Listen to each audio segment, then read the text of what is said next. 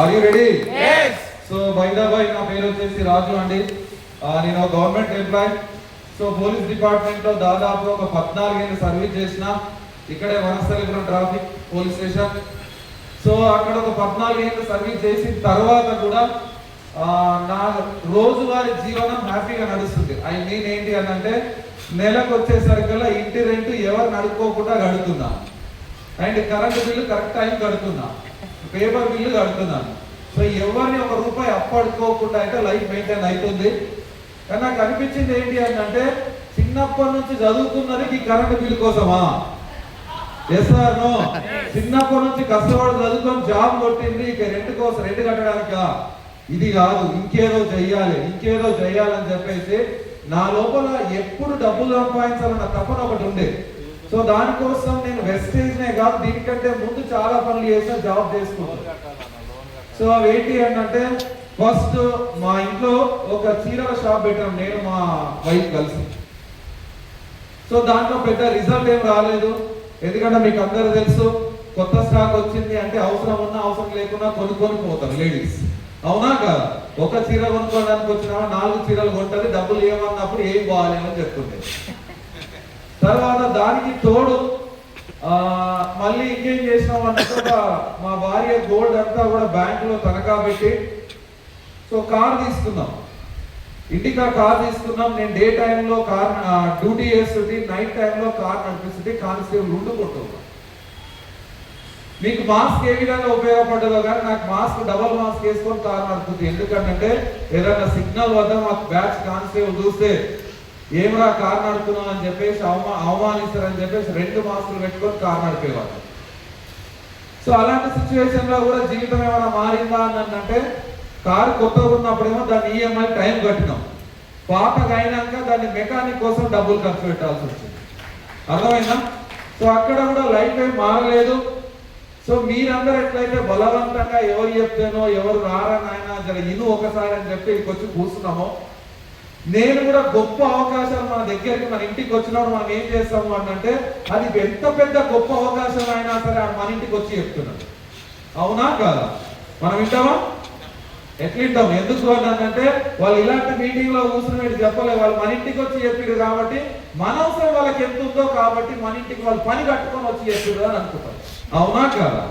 So కాబట్టి ఎంత పెద్ద గొప్ప అవకాశం అయినా కూడా మనం ఏం చేస్తాము అంటే సింపుల్ గా రిజెక్ట్ చేస్తాం, చూద్దాం ట్రై చేద్దాం, మళ్ళీ ఆలోచిస్తా పోవాలంటాం, అవునా కాదా?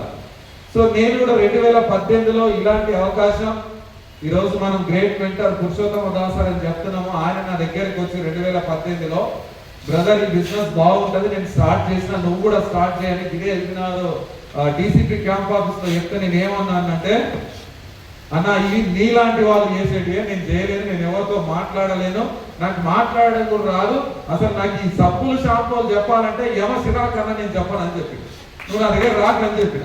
అర్థమైందా? 2వ సారి కాదు 10వ సారి 100 సార్లు నన్ను టచ్ చేసిండు. నేను అదే చెప్పిన, అన్న కావాలంటే ఏమన్నా నా దగ్గర డబ్బులు ఉంటుండే, నీకేమైనా అప్పు కావాలంటే అప్పిస్తా కానీ వెస్టేజ్ మాత్రం చేయను అని చెప్పిన. అక్కడ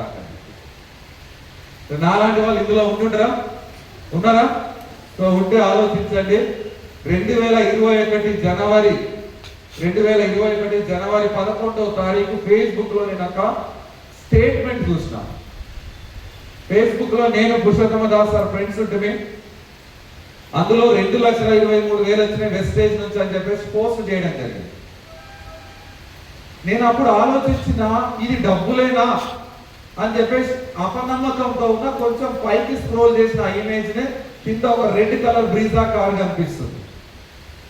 సో నేను ఆ రోజు ఆలోచించిన ఇది నిజమే అయ్యి ఉండొచ్చు అని అనుకున్నా. సో అనుకున్నా కూడా ఎక్కడో ఒక అనుమానం ఉండే.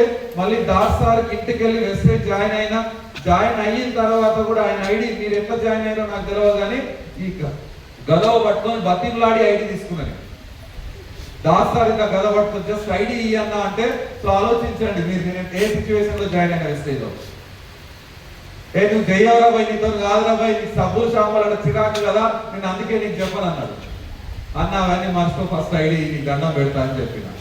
సో అలాంటి సిచ్యువేషన్ లో వెస్టేజ్ లో జాయిన్ అయి ఫస్ట్ ఫిబ్రవరి 2వ తారీఖున జాయిన్ అయినా 2వ తారీఖున ఇదే కొత్తపేట షాపింగ్ మాల్ లో స్టోర్ లో షాపింగ్ చేస్తే ఆ రోజు 1వ తారీఖు జీతం పడ్డది పోలీస్ డిపార్ట్మెంట్ నుంచి, 2వ తారీఖు దాస్ సార్ని కలిసింది. 5,000 ప్రొడక్ట్స్ పంపించింది వెస్టేజ్ నుంచి. ఎక్కడో లోపల నుంచి ఇంకో రాజుగాడు ఎప్పుడు ఏమని అంటే, అరే అనవసరంగా కలిసిన దాసును, లేకపోతే 5,000 మిగిలేటి నీకు. అలాగా లోపల నుంచి వాడు చెప్తుండు 5,000 మిగిలేటి నీ జీతం డబ్బులు అని చెప్తుండు.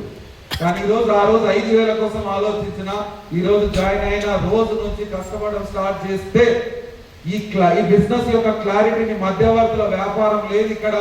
మనమే సెలబ్రిటీ, ఎవరితో డబ్బులు కట్టించాల్సిన అవసరం లేదు, ఎవరితో డబ్బులు పెట్టించాల్సిన అవసరం లేదు, ఎవరిని మోసం చేయాల్సిన అవసరం లేదు. భూమి మీద ఏదైనా నిజాయితీగా ఉంది అంటే వెస్టేజ్ లాంటి బిజినెస్ నిజాయితీ ఉందని చెప్పేసి నేను తెలుసుకొని బిజినెస్ లో ప్రాణం పెట్టి పని చేసే ఊకే కాదు, ఇదే సర్వస్వం అనుకొని పని చేసిన, ఇంకేం పని పెట్టుకోలే. నేను 3 ఏళ్లలో వెస్టేజ్ ద్వారా ఈరోజు నెలకు 5 లక్షలు సంపాదించిన. అంటే చాలా మంది ఏమనుకుంటారు అంటే ఇది నిజమేమో అనుకుంటారు. ఎగ్జాక్ట్లీ 1.5 ఇయర్ తర్వాత చాలా మంది హైదరాబాద్ వచ్చిన వాళ్ళకు ఉద్యోగం ఇస్తే గానీ, పొట్ట చేతిలో పట్టుకొని కానీ హైదరాబాద్ వచ్చిన వాళ్ళకి ఒకే ఒక కళ ఉంటది, హైదరాబాద్ లో సొంత ఇల్లు ఉండాలని చెప్పేసి. Yes or no? చాలా మందికి ఇదే ఆలోచనతో హైదరాబాద్ వస్తారు. వచ్చిన తర్వాత 50 ఏళ్ళకో 60 ఏళ్ళకో ఇక మనం కట్టుకోలేమని తెలిసిన తర్వాత ఆ రోజు నుంచి ఏం స్టార్ట్ చేస్తారంటే, పిల్లల మీద జర మంచి చదువురా, ఇల్లన్నా కడతాం హైదరాబాద్. మనం చేయము, ఈ రోజు నుంచి వానికి ట్రాన్స్ఫర్ చేస్తాం. జర మంచి చదువురా, డాక్టర్ అయితే పక్కింటో నాకు ఇల్లు కడతాం, నువ్వు ఇంజనీర్ అయితే ఆన్లైన్ ఇల్లు కడతాం. అరే మన దగ్గర అవకాశాలు వచ్చినప్పుడేమో లెక్క చెయ్యం, అవునా కాదా? కానీ ఈరోజు ఎగ్జాక్ట్లీ నేను చెప్తున్నాను, ఈరోజు నాకు 2 ట్విన్స్ బేబీస్ ఉంటారు. వెస్టేజ్ లో నాకు 2 ఆడపిల్లలు పుట్టినప్పుడు ఎవరో కాదు, నా చుట్టూ నా రిలేషన్స్, నా ఫ్రెండ్సే కానీ అందరు ఏమనుకున్నారు అంటే, రాజధానికి ఉద్యోగం ఉంది కాబట్టి 2 ఆడపిల్లలు పుట్టిన బాగా కొడుకు మస్తు ఖర్చు ఉండాలని చెప్పేసి. నిజమే, ఇదే కామన్ హాస్పిటల్లో నా 2 బిడ్డలు పుడితే అన్నారు, మా చుట్టాలే అన్నారు, బాగా అయిందిరా నీకు అని అన్నారు. కానీ దేవుడు ఏమనుకున్నాడో తెలుసు, మా పిల్లలు ఎట్లా పెరిగితే అట్లా వెస్టేజ్ లో జాయిన్ అయినా అట్లా కాసున్నాయి పెరిగినాయి. అర్థమైందా? ఈ రోజు నా 2 పిల్లలు 8 ఏళ్ళు ఉంటారు. ఈ రోజు వెస్టేజ్ నుంచి నేను సంపాదించిన ఆశన్న 2 పిల్లలు ఈ రోజు పెళ్లి చేసిన, ఒక్కొక్కరికి 1.5 ఇచ్చాక నేను సంపాదించి పెట్టుకున్న వెస్టేజ్.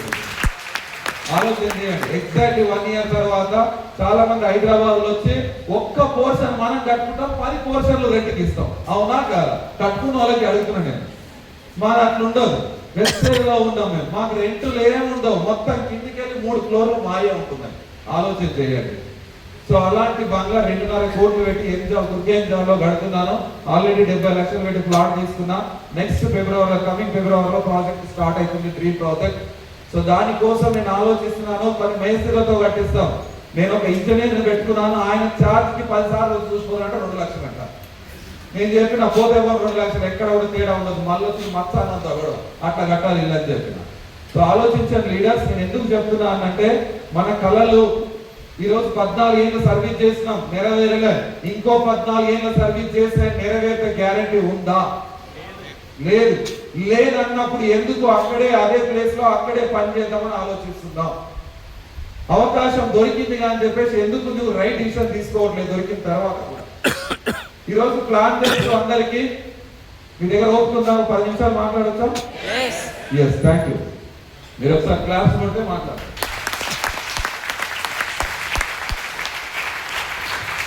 సో వెస్టేజ్ అనే ఒక గొప్ప అవకాశం దొరికిన తర్వాత చాలా మంది ఇండస్ట్రీలో ఫెయిల్ అవ్వడానికి కారణం ఏంటి అంటే, అందరికి ప్లాన్ తెలుసు, కష్టపడితే కార్ వస్తుంది, స్టార్ డైరెక్టర్ అయితే కార్ వస్తుంది, క్రౌన్ అయితే ఇందాక చెప్పిన లీడర్స్ చెప్పారు కదా హౌస్ ఫండ్ వస్తుంది, అండ్ యూసిడి అయితే ఇలా ఎలైట్ క్లబ్ బోనస్ వస్తుంది, డియూసిడి అయితే అన్ని వచ్చేస్తుంది.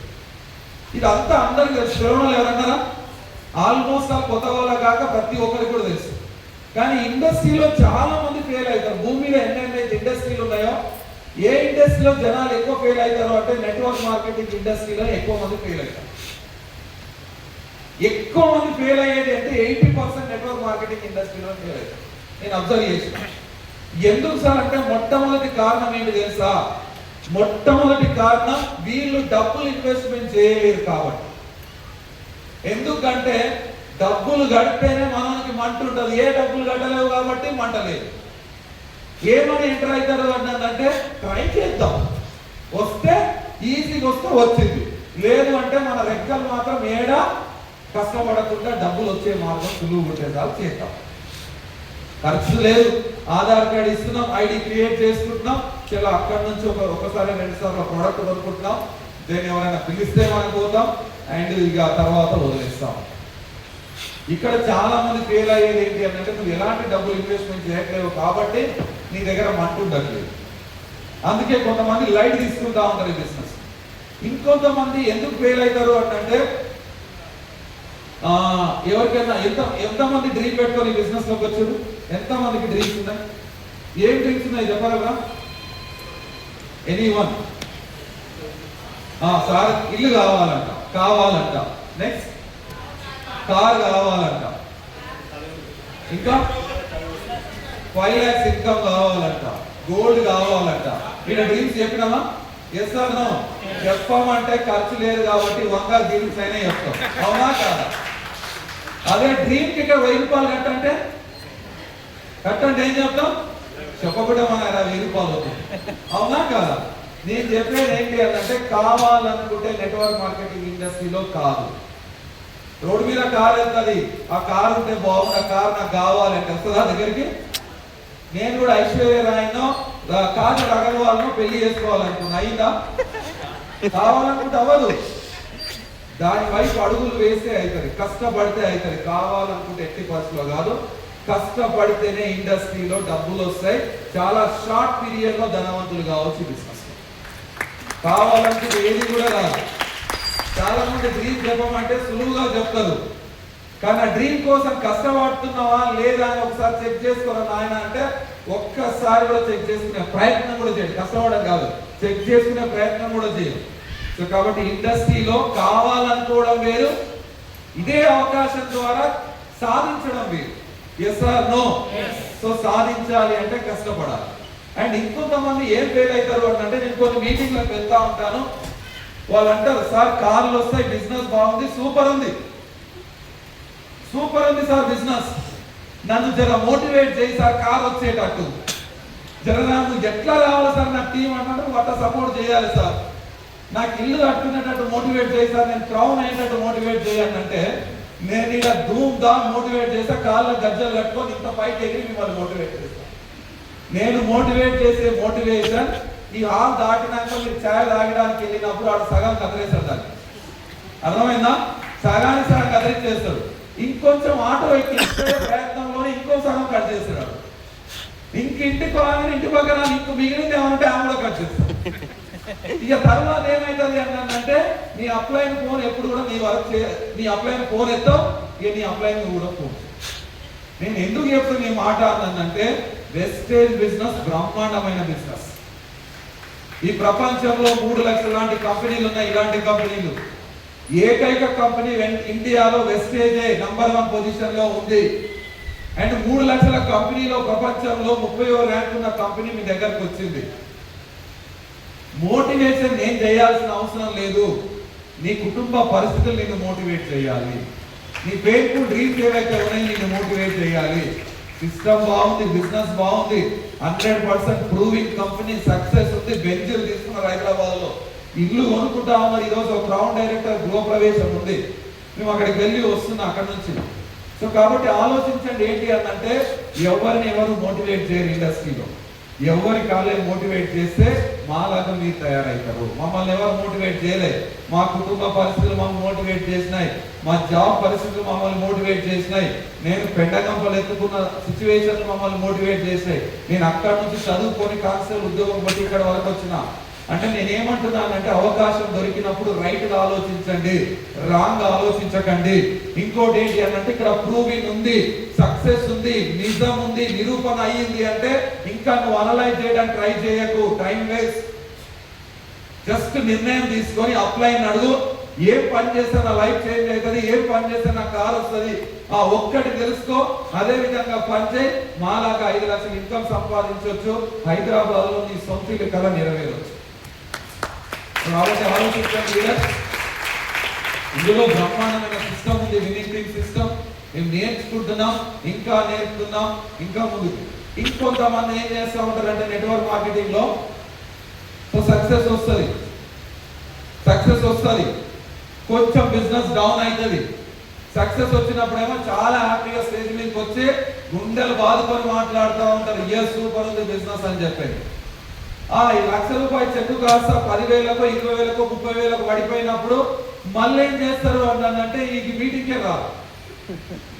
నేను ఏం చెప్తున్నానంటే మళ్ళీ ఇంకో పని చేద్దామా, ఇంకోటి చేద్దామా ట్రై చేస్తూ ఉంటారు. నేను ఏమంటున్నానంటే ఒకసారి ఆలోచించండి, సచిన్ టెండూల్కర్ సెంచరీ అయినప్పుడు హ్యాపీగానే ఉంటాడు, డక్అవుట్ అయినా కూడా మళ్ళీ క్రికెట్ ఆడతాడు. షారుఖ్ ఖాన్ సినిమాలు ఫెయిల్ అయినా మళ్ళీ సినిమాలు తీస్తాడు. చిరంజీవి అన్ని సినిమాలు పాస్ గా మళ్ళీ కొన్ని సినిమాలు ఫెయిల్ అయినా మళ్ళీ సినిమాలు తీస్తాడు కానీ ఇంకో పని చేయడు. రాజస్థాన్ వెస్టేజ్ లో ఫెయిల్ అయినా వెస్టేజ్ చేస్తాడు కానీ ఇంకో పని చేయలేదు. ఆలోచన చేయండి. సో కాబట్టి wastage is a powerful business. ఈ రోజుల్లో 2030 వరకల్లా 2030 తర్వాత ఈ ఇండస్ట్రీలో నిజంగా నువ్వు జాయిన్ అవ్వాలి అంటే ఏమో చెప్పలేం, క్వాలిఫికేషన్ పెట్టొచ్చు. ఎందుకు అంటే ఈరోజు డైరెక్ట్ సేలింగ్ ఇండస్ట్రీ ద్వారా కొన్ని లక్షల కోట్ల ఆదాయం ఐటీ రిటర్న్స్ ద్వారా జిఎస్టి ద్వారా గవర్నమెంట్ అందుతుంది. గవర్నమెంట్ సైతం దిగొచ్చి network marketing, direct selling, Vestige లాంటి జెన్యూన్ కంపెనీలకు గవర్నమెంట్ సైతం సపోర్ట్ చేస్తుంది. సో కాబట్టి ఇండస్ట్రీ డెవలప్ అవుతుందా లేదా ఒకసారి ఆలోచన చేయండి. అరే 14 ఏళ్ళు ఉద్యోగం చేసిన మేమే ఉద్యోగాలను సైతం పక్కన పెట్టి ఈ బిజినెస్ టేకప్ చేసుకొని ఇదే మా కెరియర్ అని బిజినెస్ చేస్తున్నాం. మళ్ళీ ఉద్యోగాల కోసం పోవాల్సిన ఆలోచన లేదు మా లోపల. మరి 15,000 20,000 సంపాదించే మీరే ఎట్లా ఆలోచించాలి? నాది 80,000 జీతం, మరి నేను దాన్ని వదులుకొని వచ్చేసిన అంటే నాకు ఎంత నమ్మకం ఉండాలి ఇండస్ట్రీ మీద? ఒకసారి ఆలోచన చేయండి. సో కాబట్టి డియర్ లీడర్స్, రైట్ ఆపర్చునిటీ నీ జీవితంలో గ్రో కావాలన్నా, జీవితంలో నీ డ్రీమ్స్ ఫుల్ఫిల్ చేసుకోవాలన్నా, నీ కలలు నెరవేరాలన్నా, నీకు ఒక ఇన్స్పైర్ స్టోరీ ఉండాలన్నా, నీకు సొంత ఇల్లు కానీ సొంత కారు కానీ ఉండాలన్నా రైట్ ఆపర్చునిటీ వెస్టేజ్ లాంటి కంపెనీకి రైట్ ఆపర్చునిటీ అని చెప్తున్నాను. సో కాబట్టి లీడర్స్ ఖచ్చితంగా నిర్ణయం తీసుకోండి. ప్రతి వారం ఆదివారం ఈ మీటింగ్ ఇక్కడ కండక్ట్ చేస్తూ ఉన్నారు. మీకు సపోర్ట్ లభిస్తుంది విన్నింగ్ టీమ్ అండ్ సిస్టమ్ ద్వారా. మీరు ఎవరిని తీసుకొచ్చి ఇందులో కూర్చున్న